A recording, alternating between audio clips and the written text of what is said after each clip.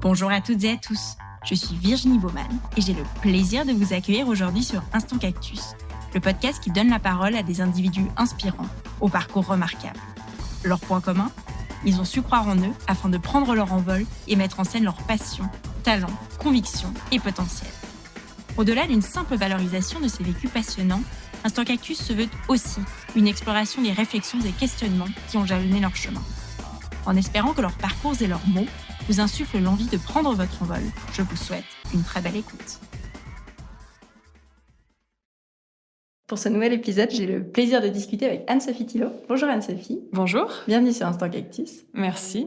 Alors, question simple pour commencer, est-ce que tu peux te présenter ? Oui, alors je m'appelle Anne-Sophie Thillot, j'ai grandi dans la région lausannoise, je suis olympienne, donc j'ai participé aux Jeux Olympiques de Pékin en 2008 en catégorie voile. Je suis spécialisée dans la communication dans ma vie professionnelle et puis je suis avant tout une passionnée de la vie, des gens et du sport comme on va l'entendre. Effectivement, on va en parler. Et justement, comment est-ce que tu en es venue à pratiquer la voile ? C'est une passion familiale ? C'est venu de nulle part ? Pas du tout, c'est venu un peu de nulle part dans le sens où j'ai commencé la voile sur la Côte d'Azur lors de vacances familiales où il y a ces petits bateaux qui s'appellent des optimistes.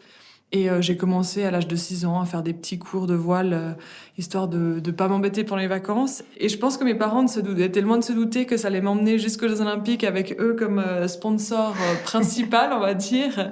On blague avec ça, mais ils sont très heureux au final. Mais c'est vrai que j'ai commencé sur la Côte d'Azur, j'ai continué au club nautique depuis. Et puis de l'école de voile, aux régates régionales, puis nationales, puis internationales, jusqu'aux Jeux Olympiques. Ok, et quand tu es entrée en club, du coup, tu avais quel âge ? J'avais 8 ans quand j'ai commencé l'école de voile à Puy. J'ai fait 2 saisons d'école de voile avant de passer ce qu'on appelle la pré-compétition, donc c'est les régates régionales. Puis après, ça va assez vite, normalement à l'âge de 15 ans, mais moi j'ai passé plutôt à l'âge de 13 ans sur du bateau en double, ce qui m'a permis de rapidement faire des résultats assez importants au niveau international, et puis ensuite de passer sur la série olympique qui s'appelle le 470. D'accord, ok. Et du coup, tu étais en sport-études pendant tout ce temps, j'imagine ? J'étais en sport-études seulement sur mes années gymnase. Donc pour le canton de Vaud, c'est du 16, 17, 18 ans pour la maturité. Et avant ça, c'était de la bonne organisation, on va dire. On peut imaginer. Et justement, le monde du sport et de la compétition en particulier, c'est réputé dur. Est-ce que tu as réussi à garder le plaisir tout au long de ton parcours ou le fait que tu recherchais la performance, forcément, ça venait un petit peu alourdir tout ça ? Je crois que le mot plaisir, c'est le fil rouge d'une carrière sportive. C'est impossible de le faire sans ressentir ce plaisir. Donc, et je me suis toujours dit, si un jour je ressens plus de plaisir, j'arrêterai, et ça a été le cas. Donc non, le plaisir, c'est absolument le fil rouge dans une carrière de sportif de haut niveau, même si oui, il y a des moments difficiles, intenses, il y a aussi des merveilleux moments, et ça compte, et c'est un bagage qu'on emporte avec soi pour la vie. Je voulais parler du sujet de la maltraitance dans le sport. C'est un sujet qui a été évoqué récemment dans les médias, notamment dans le cadre de la gymnastique à Macolin. On en a beaucoup entendu parler. On a entendu parler justement de violence verbale, de chantage, de harcèlement psychologique. C'est un sujet sur lequel tu t'es exprimé aussi auprès de la RTS.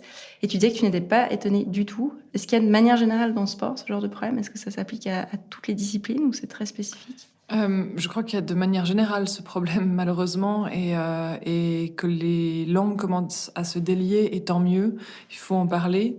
Il faut se rappeler que de la maltraitance, c'est avant tout un rapport d'asymétrie entre deux personnes. Ça peut être entre son entraîneur et un athlète, entre un membre de l'entourage et un athlète, mais aussi entre deux athlètes d'une même équipe, par exemple. Donc il faut se dire que c'est à ce moment, quand il y a cette asymétrie, qu'il devient difficile pour un athlète de comprendre où est l'acceptable du non acceptable. Et c'est là où on doit vraiment aider par je pense que l'éducation, de la prévention, et puis surtout assurer que l'entourage des athlètes est bon, bienveillant et multiple. C'est-à-dire que pas qu'il y ait une personne ou deux personnes qui ont une emprise sur un athlète, mais qu'il y ait toute une équipe qui travaille autour et pour le bien de l'athlète. Mmh. On peut imaginer, en tout cas moi j'imagine que la ligne est assez fine entre le plaisir, comme tu disais avant, puis le fait de se dire on me pousse, que ce soit mon entourage, mon coach, l'équipe qui est autour de moi, on me pousse vers la performance, À quel moment c'est de la maltraitance ou à quel moment on pousse juste pour l'ambition, on va dire.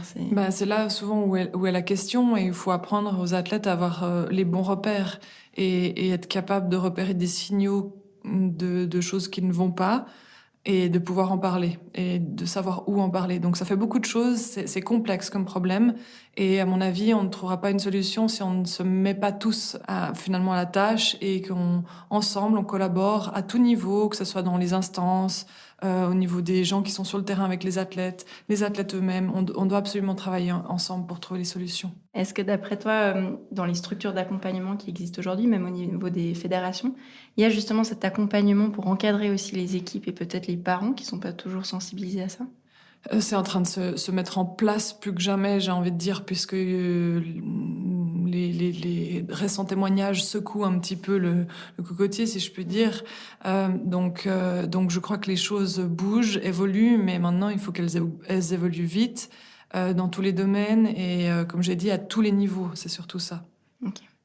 Pour revenir à toi un petit peu, donc on parlait de voile, tu évoquais dans un sport qui est un sport de binôme. On peut imaginer que c'est un exercice assez difficile, tant pour trouver le bon coéquipier au départ et puis ensuite pour faire vivre et durer ce partenariat, si je peux dire. Si on se penche justement sur les années, parce qu'on l'a pas raconté, mais avant la rupture de ton binôme, comment ça s'est passé en fait? Qu'est-ce qui a mené à cette, conclusion, on va dire, de binôme? Nous, ça s'est fait de manière assez naturelle. On avait le même âge, on était du même club, on avait les mêmes envies, le même tempérament. On était copines déjà avant, ça s'est fait naturellement de se mettre en équipe. C'est ensuite compliqué parce que il faut trouver justement ce bon binôme pour que ça fonctionne, surtout sur de la performance à un aussi haut niveau, aussi longtemps. C'est très intense en émotion. On vit l'un avec l'autre tout le temps, alors qu'on n'est même pas un couple officiellement, mais parce qu'on voyage ensemble, on s'entraîne ensemble, sur l'eau, hors de l'eau. On dort ensemble dans les mêmes endroits, les mêmes chambres, les mêmes lits parfois, parce qu'il n'y a pas d'autre solution, par manque de budget. Donc c'est très intense. Après, nous, on a très bien fonctionné très jeune, parce que on avait, je pense, une grande complémentarité dans nos personnalités et nos compétences, et un même objectif très fort qui nous poussait vers l'avant. Et qu'est-ce qui a fait qu'à un moment ça fonctionnait plus? Quel a été le Alors voilà, le juste équilibre, quand on est comme ça si différents, c'est pas toujours facile de le trouver. Je pense qu'à un moment donné, on était arrivé à un point où on n'arrivait plus à faire corps ensemble pour pouvoir faire la performance, et qu'il était préférable de se dire on se sépare et on va de l'avant chacune de notre côté, plutôt que de forcer les choses, et que l'une et l'autre ne se sentent pas bien dans cette équipe, finalement. Et puis qu'il y ait du ressentiment qui soit pas utile à ce moment-là, effectivement. Oui, Ouais. puis c'est, comme je disais, très, très intense en émotion, et donc c'est très lourd à vivre. Si ça fonctionne bien, c'est merveilleux. Si ça fonctionne moins bien, c'est quand même assez lourd. Donc c'est une réalité, et puis il faut faire face à la situation, puis de se dire bon, arrêtons, et puis allons de l'avant, quoi. On va essayer de rebondir. Et toi, tu as voulu trouver une nouvelle coéquipière à ce moment-là? Tu voulais pas t'arrêter? Comment ça s'est passé? C'était compliqué de trouver? Parce que tu cherchais quelqu'un en Suisse, forcément. Oui, j'avais cette contrainte-là, entre guillemets, puisque pour naviguer à haut niveau à l'international, il faut être les deux de la même nationalité. Donc il y avait cette contrainte, je n'ai pas d'autre passeport, donc je pouvais pas filer dans un autre pays. Et oui, j'ai voulu continuer à naviguer, parce que j'avais 20 ans quand j'ai participé aux Jeux Olympiques. C'est extrêmement jeune pour une navigatrice, et je me disais j'en ai encore plein sous le pied, quoi. J'ai envie de montrer ce que je sais faire. Et là, c'était tout de suite, j'étais sûre de ma décision de vouloir continuer et d'essayer de trouver une autre partenaire. J'ai fait plusieurs essais, et puis comme je l'ai évoqué avant, c'est très compliqué de trouver son binôme pour de la performance à un aussi haut niveau. C'est vraiment comme trouver son âme sœur, sportivement parlant. Et comme je dis toujours, c'est pas tout blanc, tout noir d'un côté ou de l'autre. C'est que le match, c'est pas fait, en tout cas ne s'est pas fait pour que ça puisse fonctionner à un niveau aussi haut et aussi intense. Donc, à un moment donné, je me suis dit, est-ce que je continue à avoir ce plaisir? Et j'en étais arrivée à la conclusion que, malgré que j'avais tellement envie de continuer, j'avais tout pour bien faire, le matériel à disposition, des coachs, mon bagage sportif, mais il y avait une situation de de recherche de sponsors, de manque de soutien, etc., et forcément aussi pas le match total à 100% avec la personne avec qui je naviguais, qui m'a fait dire, OK, maintenant, si ça devient plus une contrainte que du plaisir, là, c'est là où je m'étais fait la promesse de me dire, j'arrête. Et même si ça a été très difficile, je crois que c'était le plus sage. Et puis voilà, il y avait plein de belles choses qui m'attendaient pour la suite. Et comment ça s'est passé? On peut imaginer que c'est comme une période de deuil qui est difficile, et encore c'est un euphémisme, il faut accepter de passer à autre chose, et l'acceptation, je pense qu'elle est facile à dire. Dans la pratique, je pense qu'il y a des jours ça va, des jours ça va moins bien. Comment est-ce que ça a été pour toi, ce processus? Alors oui, c'est vrai, c'est surtout quand entre guillemets, j'ai été contrainte de faire ce choix. Je pense que les athlètes qui sont blessés physiquement, parce que moi c'est une sorte de blessure émotionnelle que j'ai eue, mais les athlètes qui se cassent un genou du jour au lendemain, je pense à surtout les skieurs qu'on voit d'un coup et ils sortent sur une civière et puis potentiellement le lendemain leur carrière est terminée, et ça c'est très violent parce que tout tourne autour de notre sport, de notre projet pendant tellement de temps d'années, c'est tous les jours, c'est tout le temps. Et il y a beaucoup d'investissements de nous-mêmes, mais aussi de notre entourage.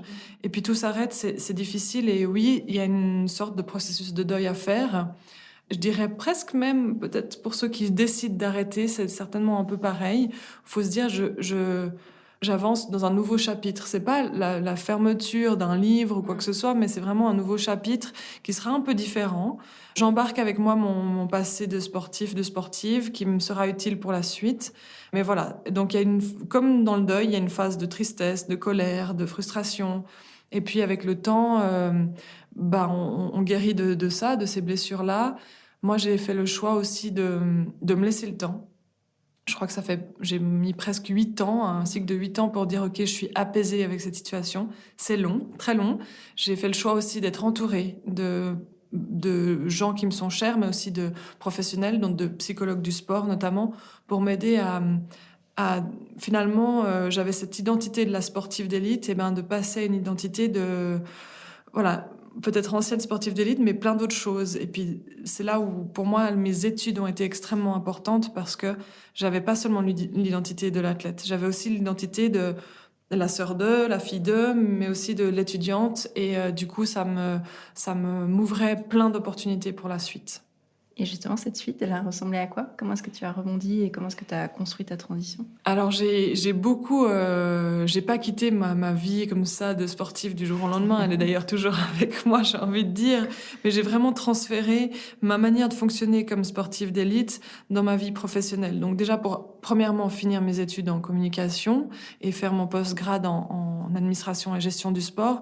Puis ensuite dans mes premiers projets professionnels, mes premiers jobs, j'ai eu la grande chance de travailler pour Stéphane Lambiel, médaillé olympique de patinage artistique. Et c'était génial parce qu'on était une équipe très jeune, très petite, très dynamique et surtout tous complètement fous. C'est-à-dire que, dans le bon sens du terme, c'est-à-dire qu'on avait vécu les mêmes choses au niveau du sport et on avait envie de vivre les mêmes dynamiques au niveau de nos projets professionnels. Donc ça a été magnifique de pouvoir transférer ces compétences rapidement dans mes projets pro. Et aujourd'hui, peut-être je me suis un petit peu apaisée dans la folitude, si je peux dire, de la performance, de l'athlète qui veut toujours aller plus loin. Et je crois que j'ai trouvé un bon équilibre. Et voilà, j'ai travaillé entre-temps au Comité international olympique et aujourd'hui, je suis indépendante dans le monde de la communication dans le sport. Et justement, est-ce que tu veux nous en dire un peu plus? Tu as ton agence, enfin ta société, je ne sais pas si tu dis société ou agence, Écoute, que tu as créée, puis tu es aussi active avec Tact. Est-ce que tu veux nous en dire un peu plus? Oui, alors il y a 2 ans, j'ai créé Écoute, qui est donc mon entreprise de consulting en communication et principalement dans le sport. Donc je suis essentiellement active sur tout ce qui est stratégie de communication, relations publiques, relations médias, et puis tout ce qu'on appelle l'engagement, en fait, comment engager les gens, prendre à bord les gens dans une idée, un projet, un concept. Et puis, j'ai fait un constat, c'est que simplement, il n'y a pas de possibilité pour les athlètes romans. Je dis bien romans parce que j'avais eu la chance de le faire avec l'équipe nationale avant les Jeux Olympiques, mais avec des personnes basées en Suisse allemande. Donc en Romandie, il n'y avait pas la possibilité de faire de média training, donc de s'entraîner et à répondre aux médias, à gérer les sollicitations médias ou à activer les médias et à positionner son image sur le panorama médiatique de la région. Et avec une amie journaliste, Thérèse Courvoisier, on a décidé de se mettre ensemble pour créer TACT, Media Training pour les athlètes, pour pouvoir amener des solutions, que ce soit à des équipes, à des athlètes individuels.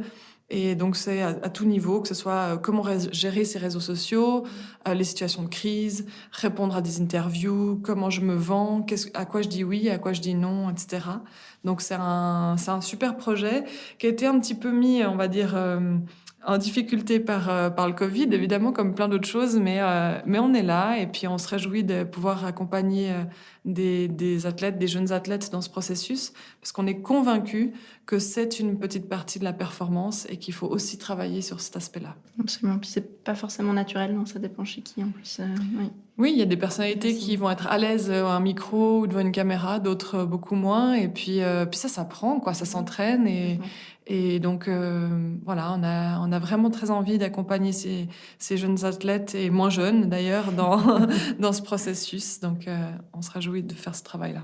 Tu es également très engagée auprès de nombreuses associations avec comme mission de placer le sport au service de la société.